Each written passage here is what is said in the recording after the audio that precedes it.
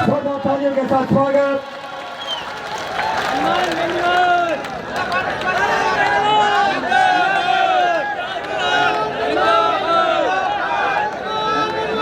सबसे पहले तो रिया के अंदर आज आपने जो ऐतिहासिक रैली करी, मैं धन्यवाद दूंगा रिया क्षेत्र के सर्व समाज के लोगों का कि अपने हक और अधिकार के लिए पिछले 13 दिनों से पुलिस और गुंडों से एक साथ लड़ते हुए लगातार आप आंदोलित हैं। मुझे याद है जब पिछली बार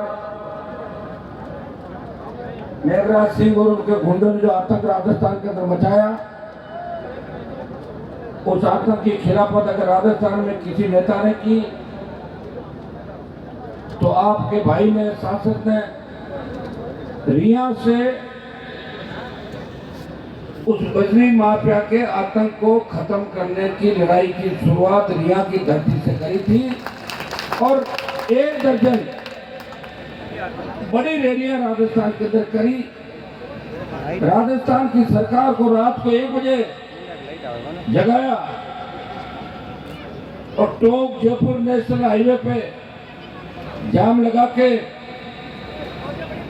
टोंक, भीलवाड़ा, अजमेर, नागौर, बाड़मेर, पचमढ़ी, कोलायत, अनूपगढ़, नौर, टोंक, जयपुर राजस्थान की सरकार को झुकाया और वो धीरे धीरे वो चीजें आपके सामने आ रही है। सारी चीजें मेरे हाथ में नहीं, क्योंकि मेरा तो राजस्थान में एक विधायक भी नहीं रहा। अगर मेरा एक भी विधायक होता तो भजनलाल सरकार को विधानसभा के अंदर ठप करने की ताकत रखता था, लेकिन दुर्भाग्य से केवसर के बड़े बड़े लोगों ने नासमझी करते हुए ऐसे आदमी को विधायक बना के भेज दिया जिसको अखबार भी उल्टा पकड़ता, अखबार भी पढ़ना नहीं आता। भाइयों, लेकिन मैं आपको विश्वास दिलाता, मैं सांसद हूं। अभी 29वां लोकसभा का चुनाव है देश के अंदर। 29 को भी बड़ा समय है। हमारा जीवन 25 साल से इन किसानों के लिए, किसानों के बेटों के लिए लड़ते हुए सड़कों पे, विधानसभा और देश की सबसे बड़ी पंचायत के अंदर गुजरा। सत्ता को हमेशा ठोकर मारी और आपके सम्मान की जहां भी बात आई, सारी सुख सुविधाएं छोड़ के आपके मान और सम्मान के लिए हार्डकोर अपराधी, बड़े नेता, भूमाफिया, शराब माफिया, बजरी माफिया, तमाम राजस्थान के बड़े अपराधी जिनके नाम से आपके नेता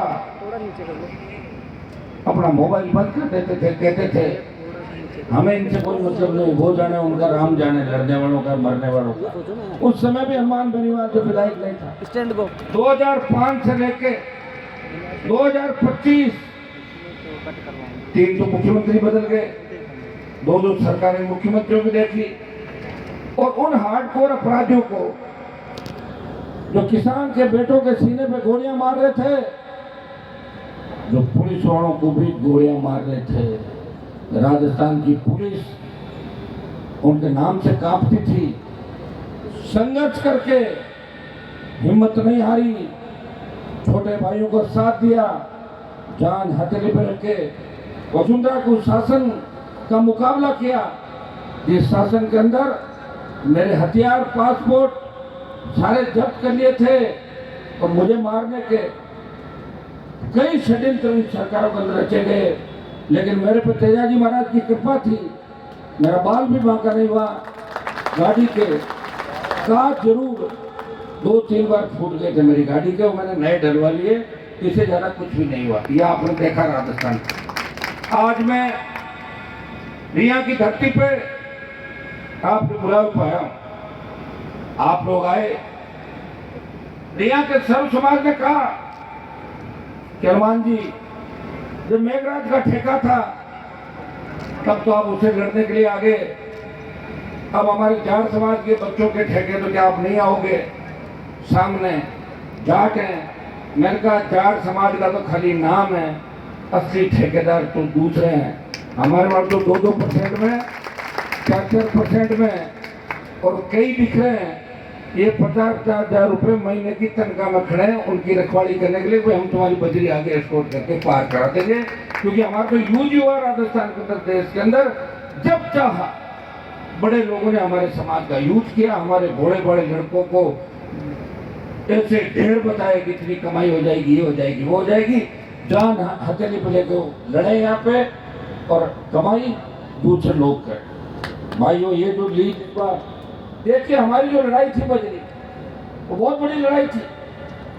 मैं मेघराज सिंह को लंबे समय जानता हूँ। जिस नेता ने भी उसके खिलाफ आवाज उठाई, उस नेता के घर पे वो लिफाफा भेज देता था और नेताजी चुप हो जाते थे, चाहे कांग्रेस के नेता हो, चाहे भारतीय जनता पार्टी के।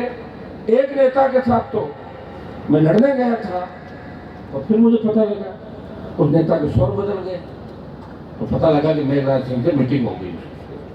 तो भाइयों, उस मेघराज को ईडी सीबीआई आई और घर पे ताला लगा के दीवार कूद के भगा दिया।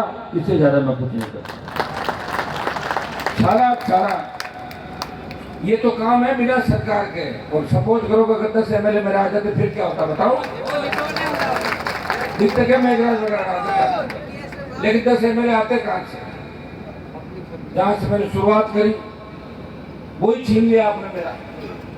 3 सीट थी मेरे पास, भोपालगढ़, मेरठ, खींवसर, जिनको मैं बहुत ताकतवर मानता था, जिनका दिन भर में देश में प्रचार करता था कि मेरा मेरठ, खींवसर, भोपालगढ़, बाईतू ये मजबूत इलाके हैं जो राजस्थान को नई ऊर्जा दे रहे हैं, तो तीसरी ताकत की बात कर रहे हैं। लेकिन दुर्भाग्य से नजर लग गई राष्ट्रीय लोकतांत्रिक पार्टी पे। कुछ हमारे बच्चे ही ना समझ अपनी पार्टी को खत्म करने में लग गए, और कांग्रेस और बीजेपी ने तो हमेशा इस बात के लिए हाथ मिला लिया कि तीसरी ताकत राजस्थान में खड़ी नहीं होनी चाहिए। जब भी तीसरी ताकत खड़ी हो उसको खत्म कर दो। जब भी कोई किसान नेता सर उठाए उसे कुचल दो। इस मामले में दोनों पार्टियां हमेशा एक हो जाती। पहले मेरठ, भोपालगढ़ हाथ से निकला, खींवसर में जीत गया था, लेकिन वो जीत नहीं थी, 2000 की जीत। और जिस कैंडिडेट, हाँ मैं था, अगर राजनीतिक आदमी होता तो मैं MP का चुनाव मेरे घर से लड़ा देता, नारायण को लड़ा देता, मेरी पत्नी को लड़ा देता। वो जीतती पक्का, अलायंस में था, वोट वैसे वैसे मिलते जैसे मिले थे, और मैं MLA रह जाता। कम से कम भारतीय जनता पार्टी के लोग खुशी तो नहीं मनाते, लेकिन मुझे खींवसर की जनता पे नाज था कि खींवसर के लोग कमजोर नहीं है। 1 लाख जाट, 65,000 शेड्यूल कास्ट, 15,000 मुस्लिम और कांग्रेसी वोटों का अगर